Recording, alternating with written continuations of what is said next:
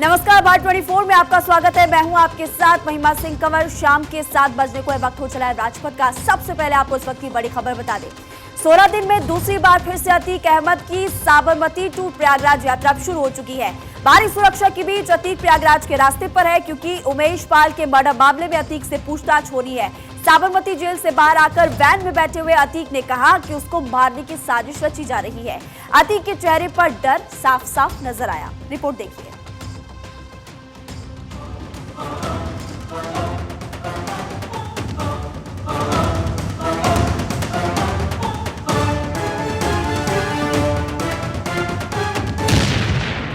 Mafia का गला सूखा, अतीक को डर लगा।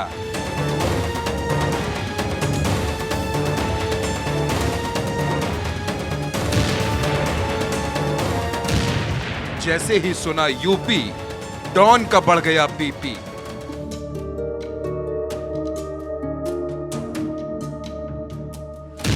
फिर चलो प्रयागराज, अब की होगा पक्का इलाज।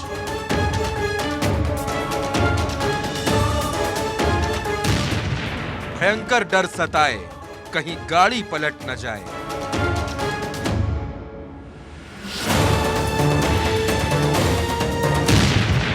उमेश मर्डर की फाइल खुली, कांपा बाहुबली।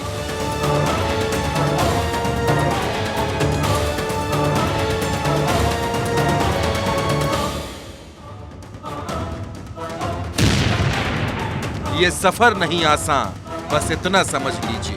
करना चाहते हैं, मारना चाहते हैं। आपको तो उमेश लेके जा रहे हैं। नहीं, उमेश पाल के हत्या में तो वीडियो कॉन्फ्रेंसिंग हो सकती थी, और वीडियो कॉन्फ्रेंसिंग के लिए सुप्रीम कोर्ट ने कहा है। सुप्रीम कोर्ट का आपको मार देंगे। जब सुप्रीम कोर्ट ने कहा कि वीडियो कॉन्फ्रेंसिंग कराओ, तो आज से पहले अतीक को इतना डर कभी नहीं लगा। आज से पहले अतीक कभी नहीं कांपा।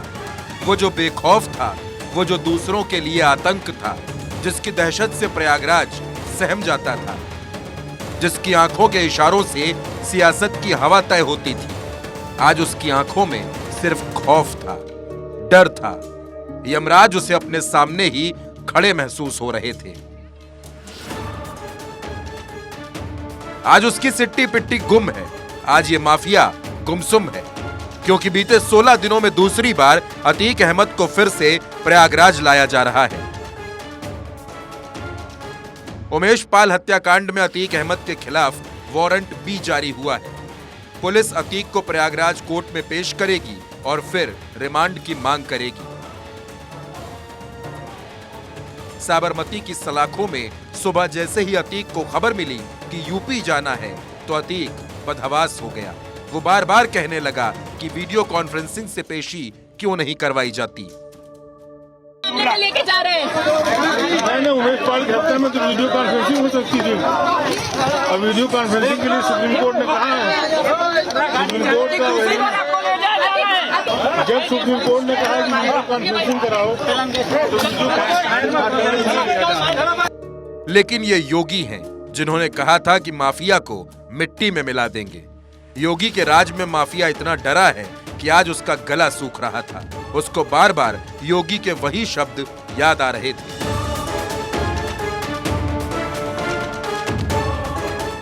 कि जिस अतीक अहमद के खिलाफ पीड़ित परिवारों ने मुकदमा दर्ज कराया, उसके परिवार के खिलाफ, वो समाजवादी पार्टी के द्वारा पोषित माफिया है, और उसकी कमर को तोड़ने का काम हमारी सरकार ने किया है। और फिर मैं कह रहा हूं, इसे हाउस में कह रहा हूं, इस माफिया को मिट्टी में मिला देंगे।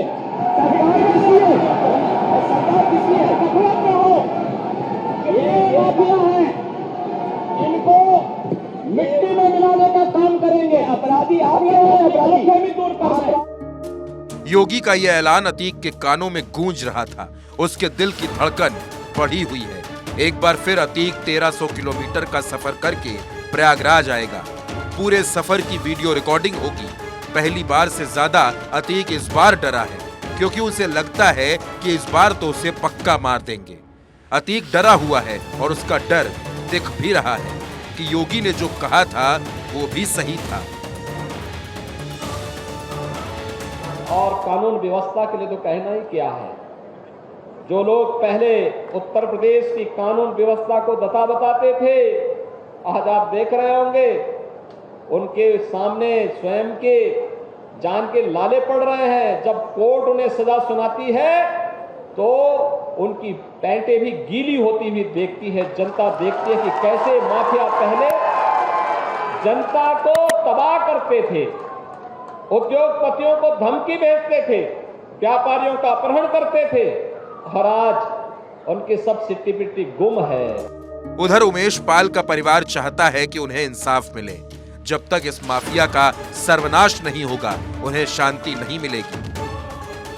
तो सरकार उसको बुला रही है, अब किस लिए बुला रही, पूछताछ करेगी या क्या करेगी, अब हमें तो शासन पता नहीं।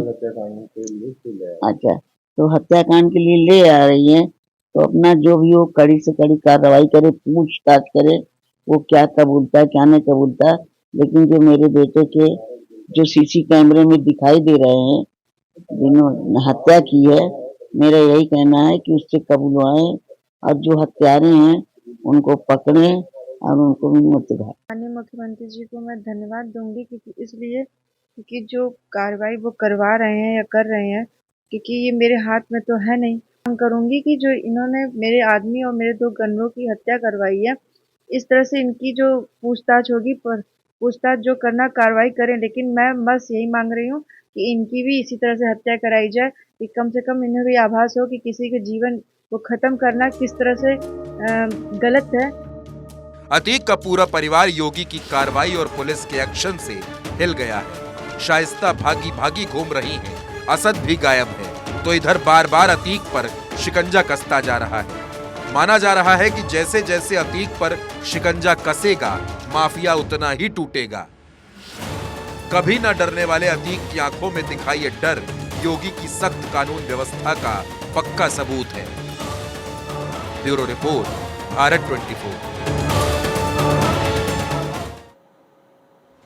देखिए, शाइस्ता परवीन, अशरफ और गुड्डू बब्बास तीनों ये नहीं चाहते थे कि उमेश पाल की हत्या में असद शामिल हो। वो चाहते थे कि असद इससे दूर रहे, लेकिन माफिया अतीक अपने बेटे असद को लॉन्च करना चाहता था। उमेश की हत्या के बाद अतीक ने शाइस्ता से कहा था कि 18 साल बाद मुझे चैन की नींद आई है। असद ने शेरों वाला काम किया, ये भी कहा। शाइस्ता और अतीक दोनों के बीच मर्डर से पहले और बाद में बात भी हुई थी। क्या क्या बातें हुई, आप रिपोर्ट के जरिए देखिए।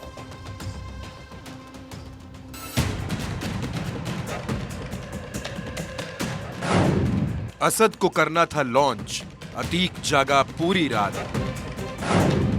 मर्डर के बाद अतीक शाइस्ता में हुई थी बात।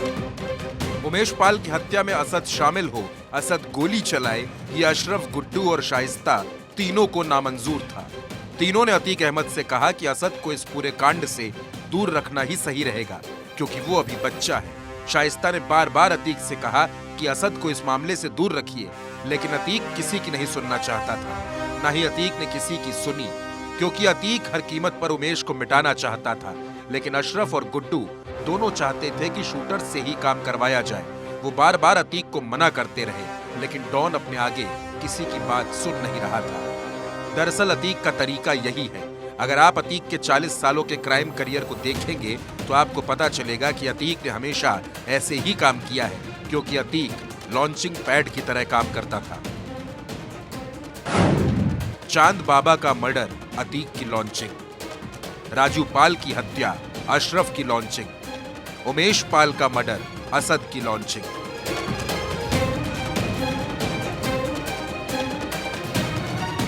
उमेश पाल के मर्डर के बाद जब सीसीटीवी में अतीक का बेटा असद दिख गया तो शाइस्ता बेचैन हो गई। उसने रोते हुए अतीक को फोन किया।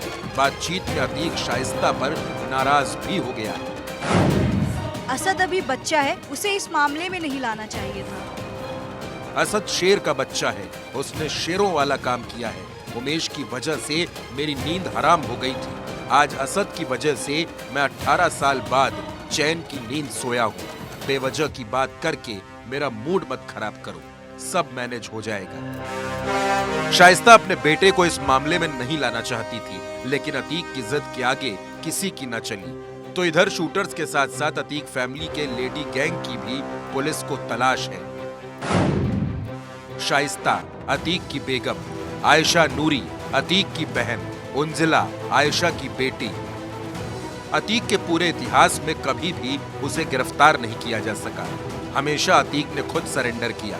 अतीक के खिलाफ कभी कोई गवाही नहीं दे सका क्योंकि अतीक को प्रदेश में सत्ता का संरक्षण भी मिला था। अधिकारियों में, पुलिस में अतीक का खौफ था। अतीक गवाहों को धमकी देता था, किडनैप करवा लेता था। उमेश पाल भी राजू पाल हत्याकांड का गवाह था। उसे भी अतीक ने रास्ते से हटवा दिया, लेकिन इस कांड ने अतीक की पूरी बादशाहत को हिलाकर रख दिया है।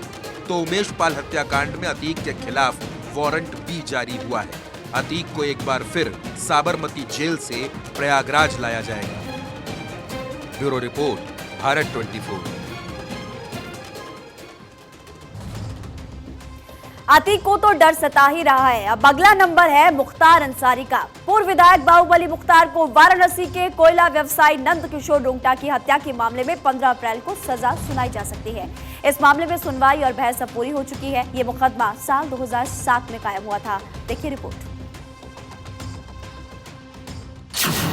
देखकर योगी का प्रहार, डर गया मुख्तार। अतीक का ऐसा हाल, माफिया भी बेहाल।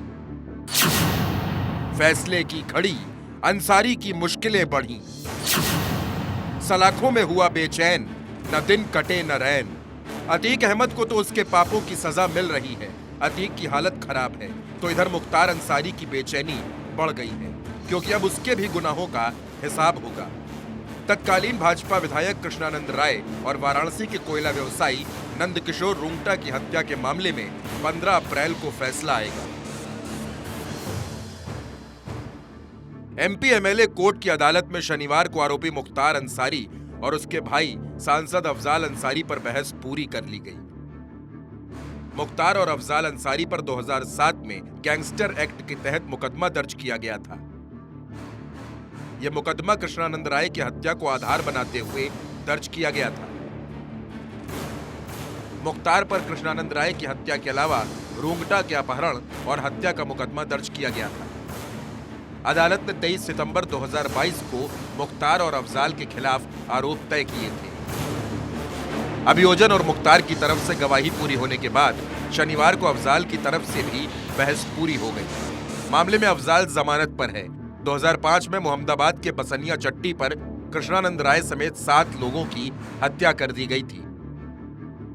22 नवंबर 2007 को मुख्तार, अफजाल और इसके बहनोई एजाजुल हक पर गैंगस्टर के तहत मुकदमा दर्ज किया गया था। 2012 में एमपी एमएलए कोर्ट में सुनवाई शुरू हुई। सहायक शासकीय अधिवक्ता नीरज श्रीवास्तव ने बताया कि अंतिम बहस के बाद 15 अप्रैल को कोर्ट फैसला सुना सकती है।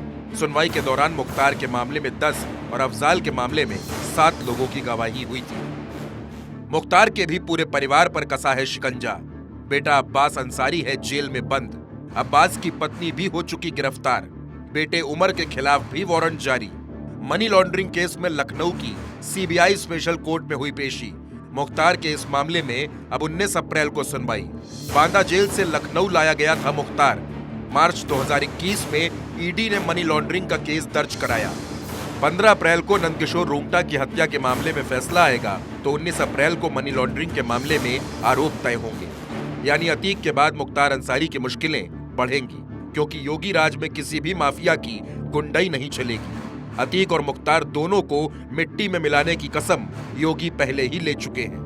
Bureau report, Bharat 24।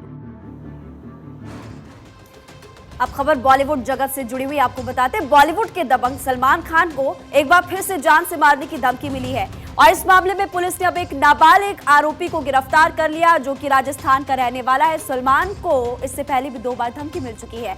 धमकी को देखते हुए सलमान को Y+ सिक्योरिटी मिली थी। रिपोर्ट देखिए।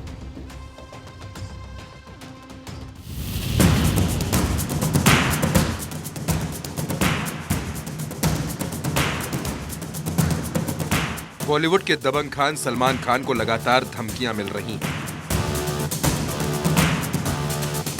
लॉरेंस बिश्नोई गैंग की धमकी के बाद सलमान को Y+ क्लास सिक्योरिटी मिली थी।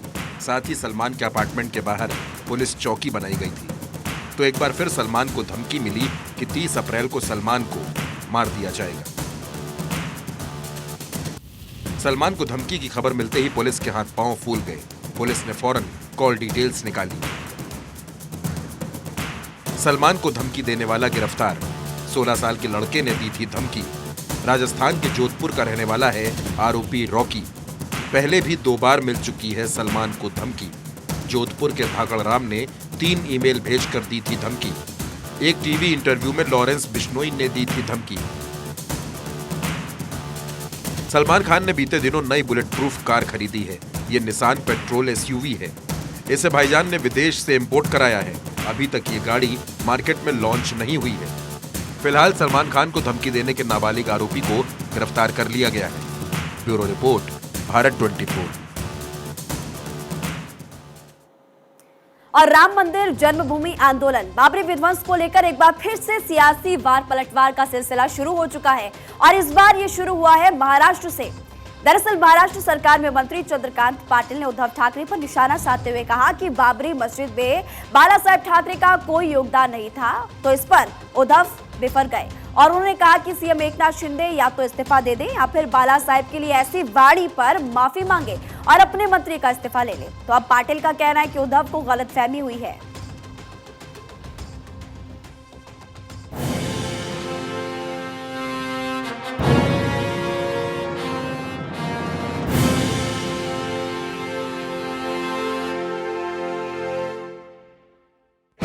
महाराष्ट्र में एक बार फिर हिंदुत्व और राम मंदिर आंदोलन के मुद्दे पर सियासत शुरू हो गई है। हाल ही में सीएम एकनाथ शिंदे ने अयोध्या में रामलला के दर्शन किए थे, तो महाराष्ट्र सरकार में मंत्री और बीजेपी नेता चंद्रकांत पाटिल के बोल पर हमला मच गया।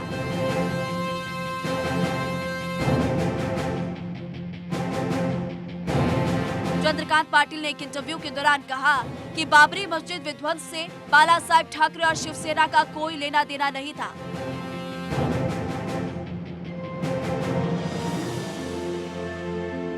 चंद्रकांत पाटिल के वार पर उद्धव ठाकरे ने पलटवार किया। ठाकरे ने कहा कि हमें ऐसे लोगों से हिंदुत्व की परिभाषा सीखने की जरूरत नहीं है। कहाँ थे ये लोग? इतने सालों के बाद अब आवाज इनकी बाहर आ रही है, तब तक क्यों चुप बैठे? बाबरी जब गिराई गई तब भी चुप बैठे थे। जैसे चूहे होते ना, अंदर जाके छुप जाते, वैसे ही चूहे अभी बाहर आ रहे हैं। ये चूहों की बात हम क्यों मानेंगे? श्रेय का तो सवाल नहीं, लोगों ने देखा है। महाराष्ट्र में सियासी पारा है। चंद्रकांत पाटिल के बोल पर सियासी हंगामा। उद्धव ठाकरे ने साधा चंद्रकांत पाटिल और एकनाथ शिंदे पर निशाना। उद्धव ठाकरे ने कहा कि एकनाथ शिंदे चंद्रकांत पाटिल का इस्तीफा ले। क्या एकनाथ शिंदे अपने गुरु बाला साहेब का अपमान बर्दाश्त करेंगे? ठाकरे बोले, ये लोगों के दिल से बाला साहेब को मिटाने की कोशिश है। पाटिल बोले, मेरे मन में बाला साहेब के लिए श्रद्धा। पाटिल के बोल पर सियासी हंगामा मचना तय भी था, क्योंकि मामला हिंदुत्व के क्रेडिट से जुड़ा हुआ था, इसलिए सियासी शोर खूब हुआ। हर कोई खुद को हिंदुत्व का चेहरा बताने की होड़ में लग गया। अब ठाकरे इस्तीफा मांग रहे हैं, तो पाटिल का कहना है कि उन्होंने कुछ गलत कहा ही नहीं, ठाकरे को गलतफहमी हुई है। Bureau report, Bharat 24। अमृतपाल का साथी पप्पलप्रीत तो गिरफ्तार हो चुका है, लेकिन भगौड़ा अमृतपाल अभी भी पहुंच से बहुत दूर है। अमृतपाल के बारे में भारत 24 के पास एक बहुत महत्वपूर्ण जानकारी है, एक्सक्लूसिव जानकारी है कि 14 अप्रैल को बैसाखी के दिन अमृतपाल सरेंडर करने की तैयारी में है, लेकिन वो अपनी शर्तों पर सरेंडर करना चाहता है। ये रिपोर्ट आप देखिए। भगौड़े अमृतपाल पर सबसे बड़ा खुलासा। भारत 24 के पास अमृतपाल के बारे में एक्सक्लूसिव जानकारी। सबसे खास पप्पलप्रीत को पुलिस कर चुकी है गिरफ्तार। अमृतपाल का सलाहकार था पप्पलप्रीत।